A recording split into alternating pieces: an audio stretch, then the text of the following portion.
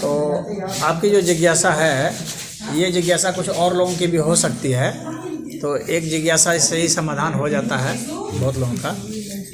जैसे मंत्र जाप बहुत लोग करते हैं, लेकिन मंत्र के पीछे जाप करने की जो विधि होती है उसको भी जानना बहुत ज़रूरी होता है। अब यूँ तो जैसे लोग कह देते हैं कि भाई राम राम कीजिए, या ओम जपिए, या ओम नमः शिवाय कीजिए, कुछ भी, कोई भी मंत्र, या दुर्गा जी का मंत्र जप रहे हैं, कोई भी मंत्र है। तो देखिए, मंत्र जो है, मंत्र का पहले आप लोग अर्थ समझ लीजिए। मंत्र का अर्थ होता है कि हमारे मन की रक्षा और हमारा जो पूरा अस्तित्व है उसका मन के द्वारा रक्षा, यह होता है मंत्र। मन का त्राण, मन का जो त्राण होता है वह मंत्र कहलाता है। अब इसकी रक्षा कैसे हो सकती है?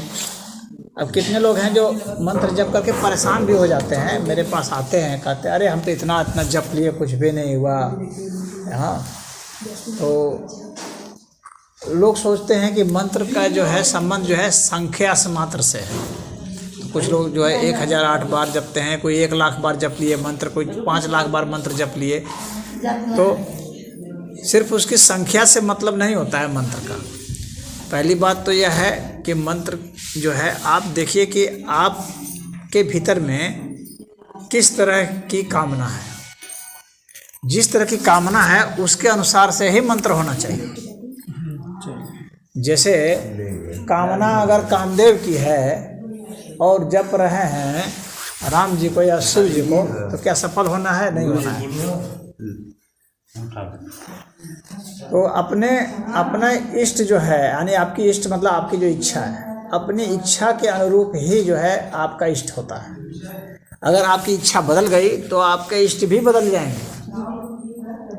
सरस्वती जिसको विद्या की इच्छा है तो वो सरस्वती जी का मंत्र धारण करेगा ना। तो वो कोई दूसरा मंत्र धारण करेगा तो हो सकता है कि उसको उसमें उतनी सफलता नहीं मिले। तो इसलिए अलग अलग तरह के हम लोग के यहाँ इष्ट बनाए गए हैं। इष्ट बताया गया है कि ये इष्ट है, इससे तुम्हारा यह उद्देश्य पूरा होगा। तो उसके हिसाब से ही मंत्र है। अब वह जो मंत्र है हमारी जो इच्छा है उसके हिसाब से ही उसका बीट होता है। उसके हिसाब से हमको उच्चारण भी करना पड़ता है। उच्चारण का समय भी अलग अलग होता है। जैसे कि मान लीजिए कि आप का जो है मंत्र कई तरह के होते हैं। एक तो जैसे अपने कल्याण के लिए, एक सबके कल्याण के लिए, एक जो है किसी के विरोध में भी मंत्र होता है, विद्वेषण मंत्र उसको कहा जाता है। हाँ, तो उच्चाटन मंत्र कहा जाता है, किसी को भगाने के लिए किया जाता है। मारण मंत्र होता है, किसी को मारने के लिए किया जाता है। बहुत तरह के मंत्र होते हैं। तो आपका कौन सा मंत्र है, आपका उद्देश्य क्या है, उसके हिसाब से समय भी निर्धारित होगा। ऐसा नहीं है कि जो आप जाप जिस मंत्र का आप कर रहे हैं सुबह में, हाँ वही आप सांझ को करने लगे अपने मन माना, तो नहीं होगा। रात्रि का जो समय होगा वह जो है तामसी समय होता है। तो रात्रि के समय में जो मंत्र का जाप होगा, तो अगर तामसी इच्छाएं हैं और तामसी इष्ट हैं तो उन्हीं का जाप जो है सफल होगा।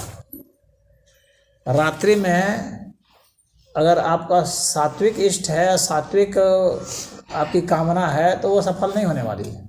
इसलिए उसका समय जो है सुबह बताया जाता है। प्रातः काल है, ब्रह्म मुहूर्त का काल है, 10 से 11 बजे तक कभी काल होता है। अभिजीत काल जो होता है 11:30 से लेकर 12:30 तक, वहाँ तक भी चल जाता है।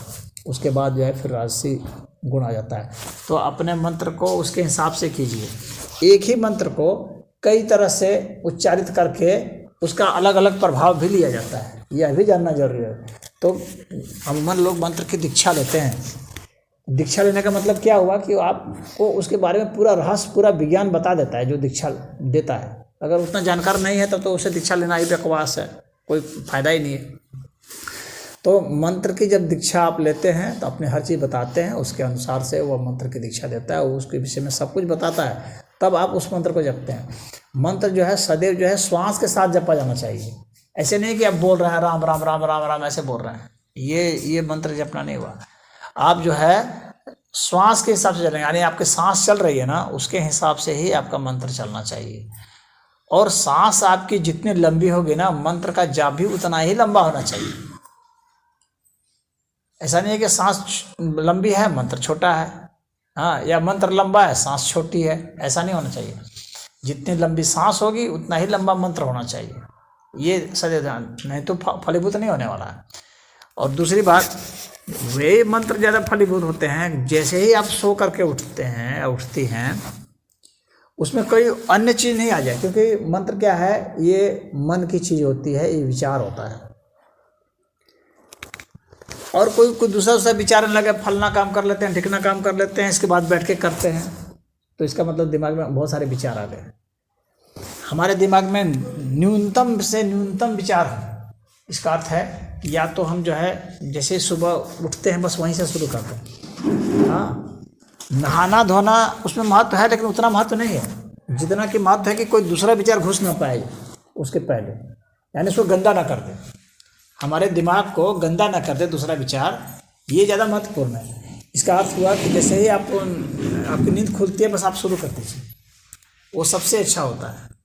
फलीभूत होने के लिए ज़रूरी है कि जो ही नींद खुलती है दूसरे विचार आए, इसके पहले जो है आपका मंत्र शुरू हो जाना चाहिए, वह सबसे अच्छा समय है। सब तुरंत शुरू कर दीजिए बिना इसकी चिंता किए कि मैंने टट्टी किया कि नहीं किया, पेशाब किया कि नहीं किया, नहाया धोया कि नहीं धोया, हाँ, धूप अगरबत्ती दिखाई कि नहीं। धूप अगरबत्ती से उसको मतलब नहीं है, उसको मतलब ज़्यादा इससे है कि आपके मन में कोई भी अचरा कचरा फालतू विचार उस मंत्र के सिवा नहीं आना चाहिए।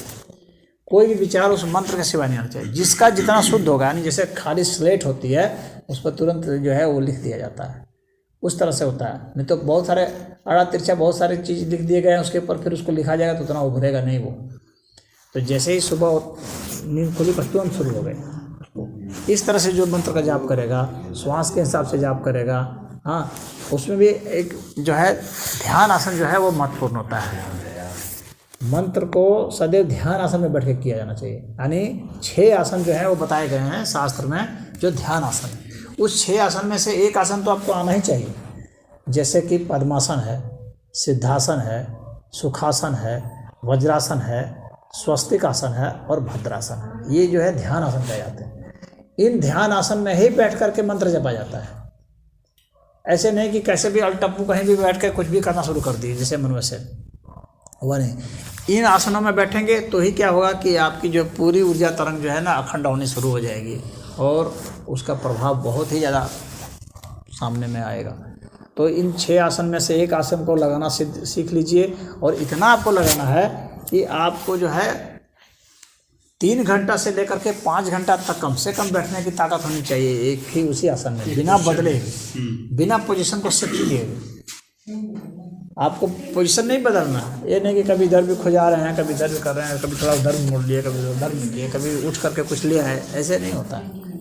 एक ही आसन पर स्थिर होकर के आप बैठेंगे और एक कोई आसन अपना रखेंगे, जैसे कि ये आसन है, जो भी है अपना ये आसन है, तो इसी आसन को रखेंगे, बराबर इसका यूज करेंगे, इसी को संभाल करके फिर रखेंगे और एक ही दिशा की ओर होंगे। अलग अलग इष्ट की अलग अलग दिशा होती है, उस दिशा की ओर ही मुख करके करेंगे और एक ही जगह बैठ के करेंगे और प्रतिदिन करेंगे। ये नहीं कि आज जो है हमारे घर में प्रयोजन है तो आज नहीं करेंगे, ऐसा नहीं होना चाहिए, क्योंकि उसको आपने महत्व अगर नहीं दिया तो फिर वो फलीभूत नहीं होता है। अधिकतर लोगों का क्या होता है कि किसी प्रयोजन से छोड़ देते हैं, या रिश्तेदारी के यहाँ जा रहे हैं तो हम तो आज नहीं कर पाएंगे, फिर किसी और दिन करें, तो ऐसा नहीं होता है। मंत्र के पहले संकल्प लिया जाता है, किसी मंत्र को सिद्ध करने के पहले संकल्प लिया जाता है, और जब संकल्प जब आप ले लेते हैं ना, तो फिर आप उससे ज़्यादा महत्वपूर्ण किसी चीज़ को नहीं मान सकते उसको ही, अन्यथा फिर वो तो इष्ट का ही अपमान हो गया।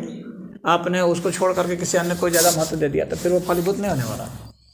तो लोग इस तरह से उसको खंडित करते रहते हैं। खंडित नहीं करना, आपको आपने संकल्प लिया है तो फिर आपको जितना का संकल्प आपने लिया है उतना आपको करना है।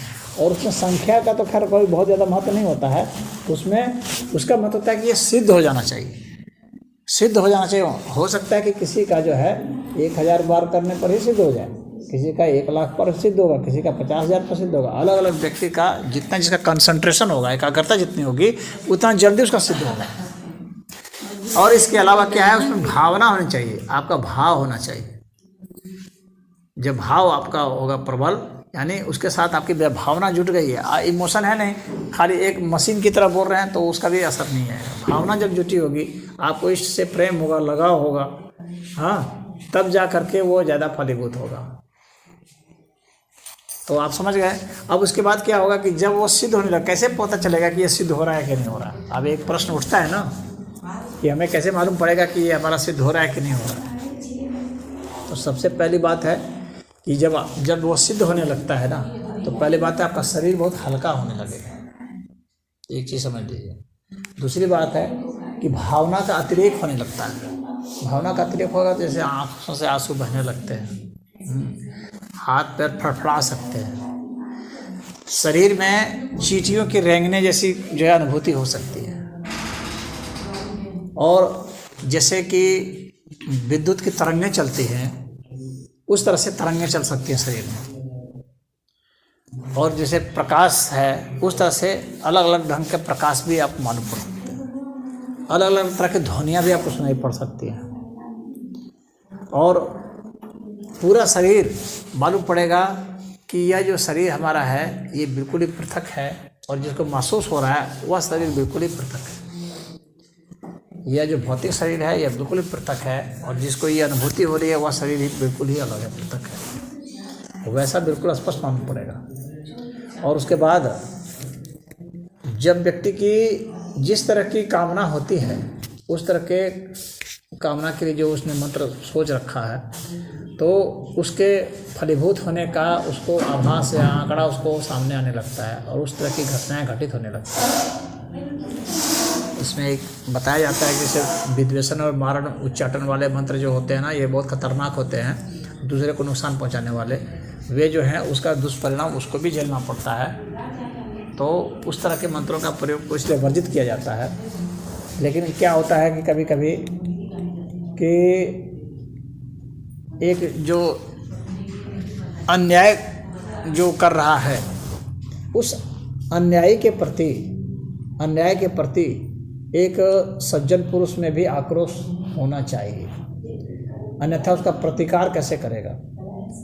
तो उस तरह की अगर कोई बात है, यानी कोई अन्यायी व्यक्ति के प्रति जो है उच्चाटन मारण और ये सब किया जा रहा है, तो वह जो है उस व्यक्ति को, और जो सबके कल्याण के लिए किया जा रहा है, उसमें उसका व्यक्तिगत कोई संबंध नहीं है, निजी जो है उसका कोई जैसे द्रोह नहीं है, तो वह उस तरह का जो किया जाता है तो वह उसको दुष्प्रभाव नहीं डालता है, और उसको मारने का जो है कार्य भी हो जाता है कि किस तरह से उसको कैसे मारा जाएगा, कैसे सारी योजना जो है उसके दिमाग में उस तरह की आ जाएगी, और उस तरह के आदमी उसके सामने आ जाएंगे कि वह घटना घट जाती है। तो उस तरह में ही उसको प्रयोग के लिए कहा गया, यानी वो बहुत ही संकुचित हुआ है कि बहुत ही अपवाद की स्थिति में उसका प्रयोग है। बात समझ रहे हैं। बाकी अपने कल्याण के लिए, मोक्ष के लिए और इष्ट के साधना के लिए, इष्ट का साक्षात्कार के लिए सब होगा। और जिस इष्ट को, जैसे मान लीजिए कि किसी को दुर्गा को देखना है, किसी को सरस्वती को साक्षात करना है, किसी को हनुमान जी को करना है, कुछ भी करना है, तो वह जो है सामने में बिल्कुल प्रकट हो जाते हैं, तब माना जाता है फलीभूत। और प्रकट इस तरह से हो गया कि आप संवाद भी उससे कर सकते हैं, लेकिन संवाद मतलब मुंह से बोलने का मतलब नहीं होता है, आपसे जो है अंदर से जो बात निकलेगी और उधर से भी बात आएगी, आपको स्पष्ट मालूम पड़ेगा, तो वह इष्ट की अंतिम सिद्धि हो जाती है। तो ये जो है तरीका है वह आपको अख्तियार करना पड़ता है। सांस के साथ आपको जोड़ना है, अपनी भावना के साथ जोड़ना है, समय के साथ जोड़ना है। इतने सारे संकल्प होने के बाद तब मंत्र सिद्ध होता है। और वो मंत्र जो है ना, उसके लिए आपको क्या करना पड़ेगा कि आपको एक किसी धुन को भी पकड़ना पड़ेगा। उसको राग कहा जाता है। राग का मतलब होता है लगाव, किसी से लगाव, और संगीत में भी राग होते हैं, वहाँ भी उसका लगाव से मतलब है।